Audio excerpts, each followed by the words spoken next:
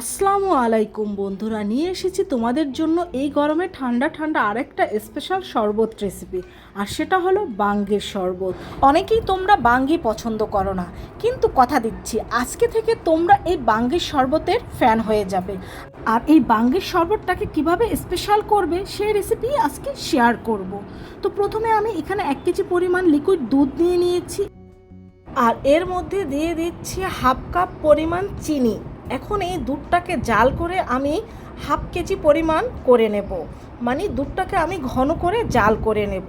আর চিনিটা কিন্তু আপনারা আপনাদের টেস্ট অনুযায়ী ব্যবহার করতে পারেন। তো দুধটা জাল করার পর কিন্তু আমি নামিয়ে নিয়েছি। এটা নামিয়ে নেওয়ার পর কিছুটা ঠান্ডা করে এটাকে আমি 2-3 ঘন্টার জন্য নর্মাল ফ্রিজে রেখে দেবো।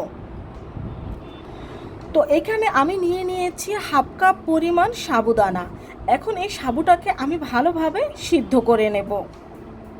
এই বাঙ্গির শরবতটার রেসিপি হয়তো তোমরা অনেকে জানো, হয়তো অনেকে জানো না। তবে যারা এই শরবতের রেসিপিটা জানো তারা জানো যে এটা কতটা টেস্টি হয়, আর যারা জানো না তারা কিন্তু এই রেসিপি ফলো করে বাসায় তৈরি করে নিতে পারো।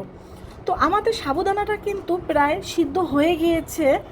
আর এটা ভালোভাবে সিদ্ধ হওয়ার পর এটাকে আমি নামিয়ে ভালোভাবে ধুয়ে নেব। তো এটাকে এখন আমি নামিয়ে নেব, এটা সিদ্ধ হয়ে গিয়েছে। এটাকে নামিয়ে আমি ধুয়ে নিয়েছি। তো এটাকে আমি এক সাইড করে এখন রেখে দিচ্ছি।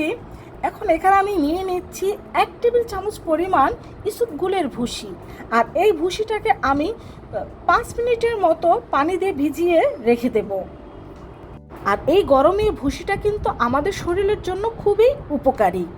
আর এখানে আমি নিয়ে নিয়েছি একটা বাঙ্গি। এই বাঙ্গিটা আমাদের সম্পূর্ণ লাগবে না, এই বাঙ্গিটার অর্ধেকটা আমরা ব্যবহার করব। এখন এই বাঙ্গিটার মাঝ বরাবর আমি কেটে নেব।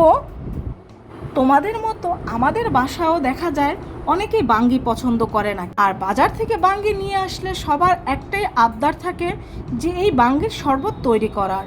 তো এই গরমের মধ্যে কিন্তু আমার প্রায় বাসায় প্রতিদিনই এরকম বাঙ্গির শরবতটা তৈরি করা হয়। তো এই অর্ধেক বাঙ্গিটা কিন্তু আমি এইভাবে করে ছোট ছোট করে কেটে নিয়েছি।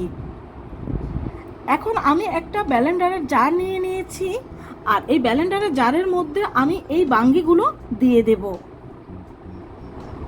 আর এই বাঙ্গিগুলো দিয়ে দেওয়ার পরে এই বাঙ্গিগুলো আমি ভালোভাবে ব্লেন্ড করে নেব। আর এতে কিন্তু আমি কোনো প্রকার পানি ব্যবহার করব না। আর এটাকে কিন্তু ভালোভাবে ব্লেন্ড করে নিতে হবে, দেখো ঠিক এরকম। আর এখানে আমি নিয়ে নিচ্ছি কিছু বাদাম কুচি। আর 2-3 ঘন্টা পরে আমি ফ্রিজ থেকে দুধটাকে বের করে নিয়েছি। এখন বড় একটা পাত্রে আমি দুধটাকে ঢেলে নেব। এখন এই দুধটা ঢেলে নেওয়ার পরে এর মধ্যে আমি প্রথমে দিয়ে দিচ্ছি সে সিদ্ধ করা সাবুদানাগুলো। সিদ্ধ করা সাবুদানাগুলো দেওয়া হয়ে গেলে এর মধ্যে আমি দিয়ে দেব সে ভিজিয়ে রাখা ইসবগুলের ভুসিগুলো। তো এটাকে দিয়ে দেওয়ার পরে আমি এগুলোকে সব একসাথে ভালোভাবে একটু নাড়িয়ে নিচ্ছি।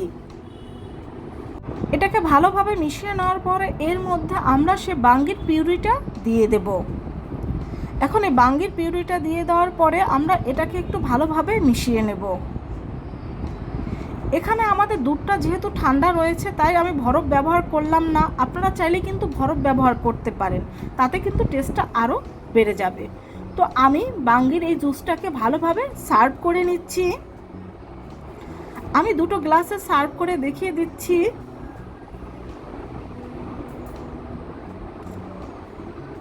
দুটো গ্লাসে আমি সার্ভ করে নিয়েছি, দেখুন আরও বাটিতে রয়ে গিয়েছে। এটাকে আরও লোভনীয় করার জন্য এর মধ্যে আমি দিয়ে দিচ্ছি আইসক্রিম। আইসক্রিমটা দিলে কিন্তু এর টেস্টটা অনেক বেশি বেড়ে যায়। আর আমি কিন্তু বাসায় ঠিক এইভাবেই তৈরি করি, আপনাদের আজকে আমি যেভাবে তৈরি করে দেখাচ্ছি।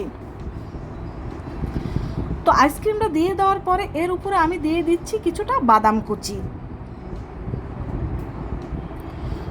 তো বাদাম কুচিটা দিয়ে দেওয়ার পর একেবারে পারফেক্টভাবে তৈরি হয়ে গেল আমাদের স্পেশাল বাঙ্গির শরবত। তোমরাও বাসায় একবার ট্রাই করে দেখবে এটা খেতে খুবই ভালো হয়। আর অবশ্যই আমাকে কমেন্ট করে জানাবে আমার রেসিপিটা তোমাদের কেমন লেগেছে। আর যারা বাঙ্গি পছন্দ করে না তাদের একবার তৈরি করে খাইয়ে দেখবে তারাও এই শরবতের একেবারে ফ্যান হয়ে গিয়েছে। তো বন্ধুরা, আজকে এই পর্যন্তই। সবাই ভালো থেকো। আল্লাহ হাফেজ।